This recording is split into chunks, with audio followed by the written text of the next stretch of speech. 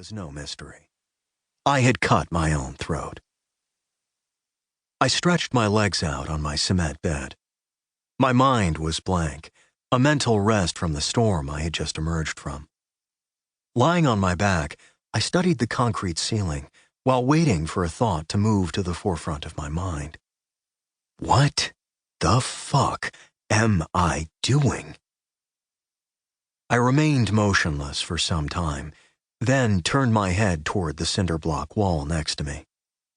All places like this are constructed with these types of blocks and painted with a lifeless, sterile shade of white. I placed my hand on it. I put this wall here. After fixating on my hand for a while, the next thought rushed forward.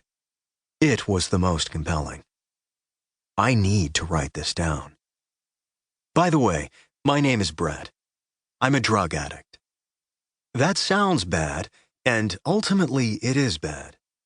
If the very first time I used drugs, my entire life disintegrated, all the people I loved disappeared, all my possessions were discarded, and I stared death in the face, I would have nothing to write about. My drug use would have stopped there. Although drug addiction is bad, drugs are great. I love getting high. Drugs are the only thing in life I always want. I can't even say that about sex. I've never laid my head on a pillow at night and thought, damn, I forgot to get high today. I may have forgotten to pay a bill or show up for some important appointment. I have never forgotten to get high. Drugs are my best friend.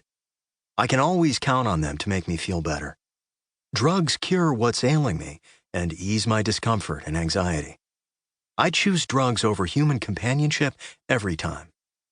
I love the process of acquiring drugs, the shady characters, the dangerous situations, the clandestine meetings in sleazy motel rooms, parking lots, or public bathrooms. I love the thrill of breaking the law and thumbing my nose at the police. I love the process of doing drugs, the equipment which must be procured, the meticulous ritual of preparing them, the methodical steps taken to create the perfect buzz, and the search for a private but perilous location to do it. I love the sneakiness required to pull off an awesome high without my exploits being discovered. I love fooling people, making them believe I'm something I'm not. The more audacious the deception, the more I get a thrill from it.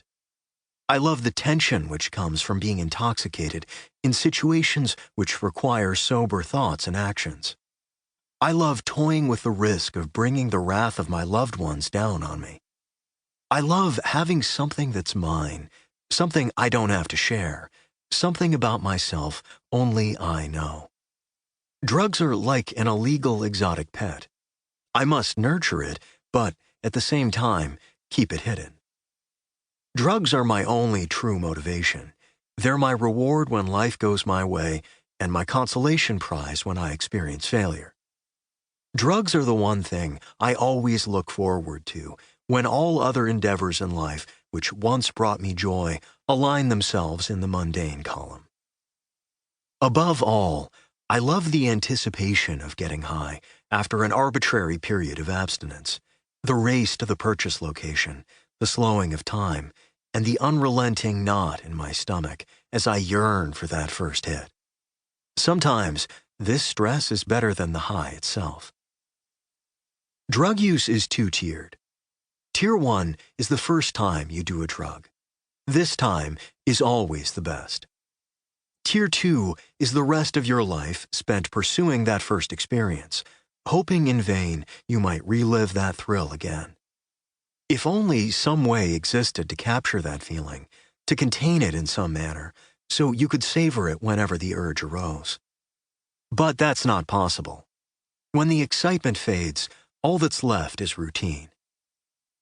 A sentiment I frequently hear is, "My worst day sober is better than my best day high." That statement, at least in my experience, is complete bullshit. Some of the most exciting, memorable, and socially fulfilling moments of my life occurred while I was high. Of course, now that I think about it, most of my life occurred while I was high. Although the grand, sober moments are purer and have more